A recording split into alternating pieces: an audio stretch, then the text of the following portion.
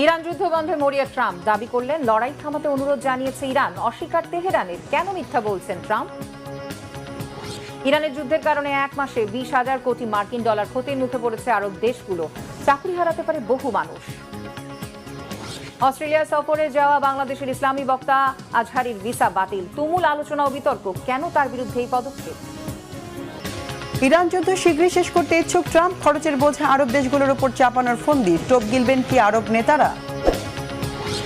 ইরানে হামলায় আকাশসীমার ঘাঁটির ব্যবহারে মানা ফ্রান্স আর ইতালির, যুদ্ধে বেকায়দায় পড়তে যাচ্ছে কি যুক্তরাষ্ট্র? আইন করে ফিলিস্তিনিদের মৃত্যুর দুয়ারে পাঠানোর রাস্তা উন্মুক্ত, ইসরায়েলের নয়া চক্রান্তে ইউরোপের পাল্লা হেলেছে কোন দিকে? ইরান যুদ্ধ বন্ধে রীতিমতো মরিয়া হয়ে উঠেছেন মার্কিন প্রেসিডেন্ট ডোনাল্ড ট্রাম্প। এক এক সময়ে বলছেন এক এক কথা। কখনো বলছেন চুক্তি হোক বা না হোক 2 থেকে 3 সপ্তাহের মধ্যে যুদ্ধ বন্ধ করবে আমেরিকা। আবার বলছেন ইরানই আগে যুদ্ধ বন্ধের অনুরোধ জানিয়েছে। তবে যুদ্ধ বন্ধে যুক্তরাষ্ট্রকে অনুরোধ জানানোর কথা অস্বীকার করেছে ইরান। সাফ জানিয়ে দিয়েছে একমাত্র ইরানের শর্ত পূরণ হলেই বন্ধ হবে যুদ্ধ। এমন পরিস্থিতিতে প্রশ্ন উঠেছে, যুদ্ধ নিয়ে ট্রাম্প কেন বারবার মিথ্যা বলছেন? পরাজয়ের লজ্জা এড়াতে কি? ইরানের শর্ত মানবে কি আমেরিকা? সঞ্জিদা ইসলাম তন্নির ডেস্ক রিপোর্ট। ভারী অস্ত্র নিয়ে যুদ্ধের মহড়া চালাচ্ছে ইরানের সেনারা। ছোড়া হচ্ছে একের পর এক missile. Come close, we are waiting for you ক্যাপশনে 59 সেকেন্ডের ভিডিওটি প্রকাশ করেছে ইরানের প্রেস টিভি। আমেরিকান সেনাদের আগেই দোজখে স্বাগত জানিয়েছিল ইরান। এবার মার্কিন সেনারা ইরানের মাটিতে গেলেই তাদের কফিনে ভরে ফেরত পাঠানো হবে বলে আবারও হুঁশিয়ার করে দিয়েছে। আর মার্কিন সেনাদের পুরোপুরি শেষ করে দেওয়ার সেই প্রতিশ্রুতিরই এক ঝলক প্রকাশ করলো তেহরান। কিন্তু এতদিন ইরানের ভেতরে স্থল অভিযান নিয়ে নানা হুমকি ধমকি দিলেও ইরানের পাল্টা হুঁশিয়ারির পর মধ্যপ্রাচ্যে সেনা পাঠানোর ইস্যুতে মুখে কুলো পেটেছেন মার্কিন প্রেসিডেন্ট ডোনাল্ড ট্রাম্প। সেনা পাঠানো নয়, এবার বরং তিনি ইরানের সাথে সমঝোতা নিয়েই বারবার তাগিদ দিয়ে যাচ্ছেন। জানান চুক্তি হোক বা না হোক আসছে 2 থেকে 3 সপ্তাহের মধ্যেই যুদ্ধ শেষ করতে চান। এর আগে হরমুজ প্রণালী নিয়েও ইরানের সাথে আপোষের ইচ্ছা প্রকাশ করেছিলেন ট্রাম্প। তাহলে কি খুব শীঘ্রই শেষ হতে যাচ্ছে আমেরিকা ইরান যুদ্ধ? ইরান যুদ্ধে পরাজয় মেনে নিয়ে কি লেজ গুটিয়ে পালাতে চাচ্ছেন ট্রাম্প?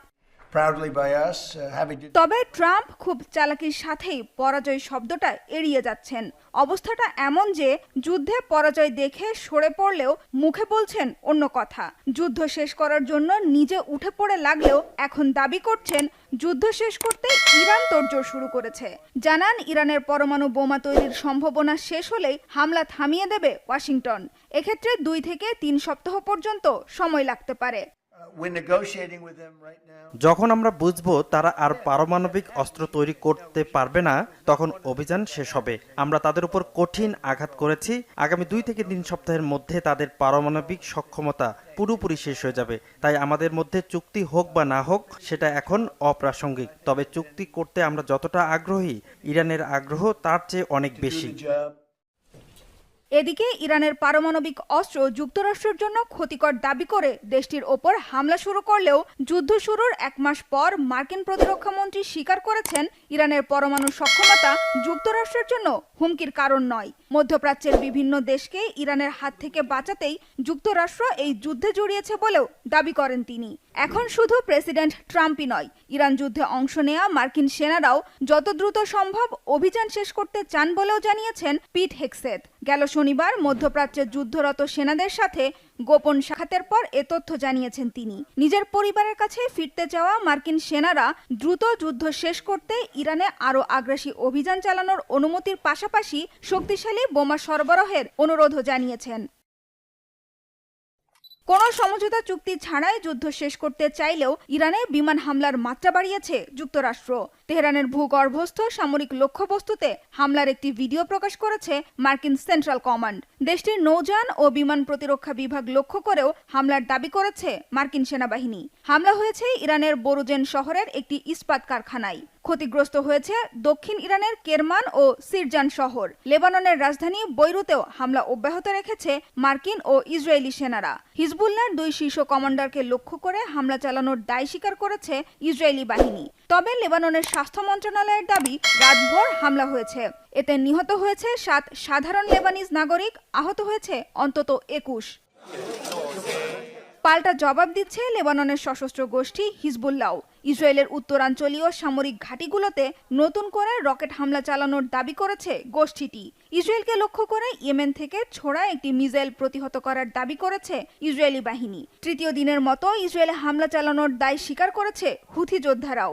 ইরান, হিজবুল্লাহ ও হুথি বিদ্রোহীদের ত্রিমুখী আক্রমণে বিপর্যস্ত পুরো ইসরায়েল। প্রতিদিন বাড়ছে আহতের সংখ্যা। ঘরবাড়ি ছেড়ে নিরাপদ আশ্রয়ে ছুটছেন সাধারণ ইসরায়েলিরা। শুধু ইসরায়েল নয়, ইরানের মিসাইলের আঘাতে নাজেহাল পুরো মধ্যপ্রাচ্য। কাতারের জলসীমায় একটি তেলের ট্যাঙ্কারে ইরানি মিসাইল আঘাত এনেছে বলে জানিয়েছে দেশটির প্রতিরক্ষা মন্ত্রণালয়। ইরানের হামলায় কুয়েতের আন্তর্জাতিক বিমানবন্দরের একটি বড় জ্বালানির ট্যাঙ্কারে আগুন লেগেছে। আর যুদ্ধ শুরুর পর ইরান থেকে ছোড়া ১৮৬টি মিসাইল ও ৪১৯টি ড্রোন ভূপাতিতের দাবি করেছে বাহরাইন। এদিকে ১ এপ্রিল থেকে মধ্যপ্রাচ্যে অবস্থিত অ্যাপল, গুগল ও মেটা সহ ১৮টি মার্কিন প্রযুক্তি প্রতিষ্ঠানেও হামলা চালানোর ঘোষণা দিয়েছে ইরানের বিপ্লবী গার্ড বাহিনী IRGC।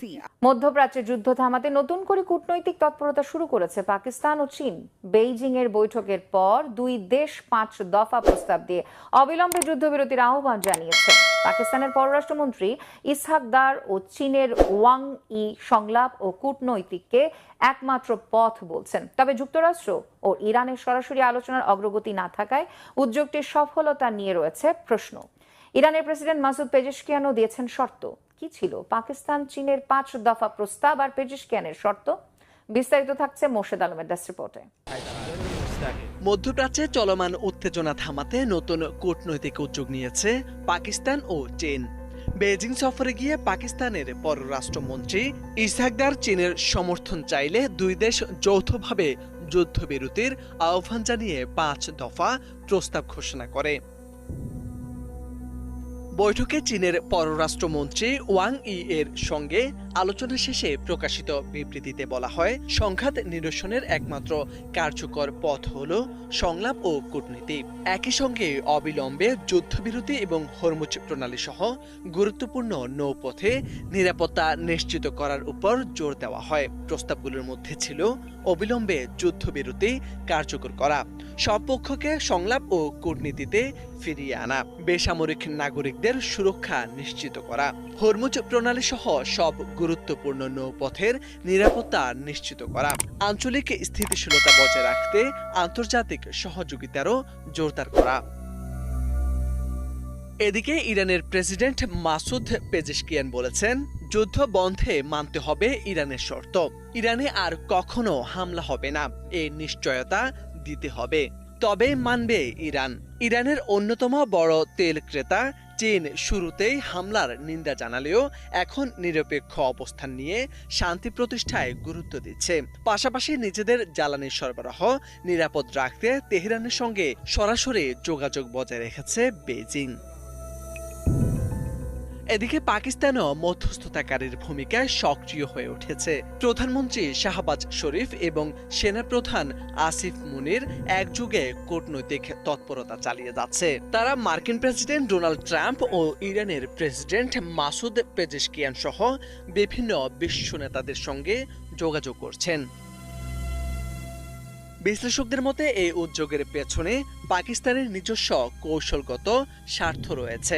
হরমুজ প্রণালীতে অস্থিরতা, ইরানের সঙ্গে দীর্ঘ সীমান্ত এবং অভ্যন্তরীণ নিরাপত্তা পরিস্থিতি সব মিলিয়ে সংঘাত দীর্ঘায়িত হলে বড় ধরনের ঝুঁকিতে পড়তে পারে দেশটি। একই সঙ্গে মুসলিম বিশ্বে নিজেদের প্রভাব বাড়ানোর লক্ষ্য রয়েছে ইসলামাবাদের। তবে বাস্তবে যুক্তরাষ্ট্র ও ইরানের মধ্যে সরাসরি আলোচনার অগ্রগতি না থাকায় এই প্রস্তাব কতটা কার্যকর হবে তা নিয়ে সংশয় থেকে যাচ্ছে। এদিকে ইরান যুদ্ধের খরচ আরব দেশগুলো থেকে তোলার ফন্দি আঁটছেন পুরোদস্তুর ব্যবসায়ী মার্কিন প্রেসিডেন্ট ডোনাল্ড ট্রাম্প। আরব নেতাদের মাথায় খরচের বোঝা চাপাতে নয়া অজুহাত গেলানোর চেষ্টা চলছে। সুচতুর এই নেতার দাবি, মধ্যপ্রাচ্যের স্থিতিশীলতা রক্ষায় বেশি ঝুঁকিতে থাকা দেশগুলোকে যুদ্ধের খরচ পরিশোধের দায়িত্ব নিতে হবে। ট্রাম্পের কৌশলী টোপ গিলবেন কি আরব নেতারা? ইরানের বিরুদ্ধে অর্থায়নে এগিয়ে আসবে কি সৌদি আরব, সংযুক্ত আরব আমিরাত বা উপসাগরীয় রাষ্ট্রগুলো? ডেস্ক রিপোর্টে জানাচ্ছেন ইমরান মাহমুদ। ইরানের বিরুদ্ধে যুদ্ধ চালিয়ে নিতে আরব দেশগুলো থেকে আর্থিক সহায়তা নিতে ইচ্ছুক ট্রাম্প। সম্প্রতি এমন কথা জানিয়েছে হোয়াইট হাউস।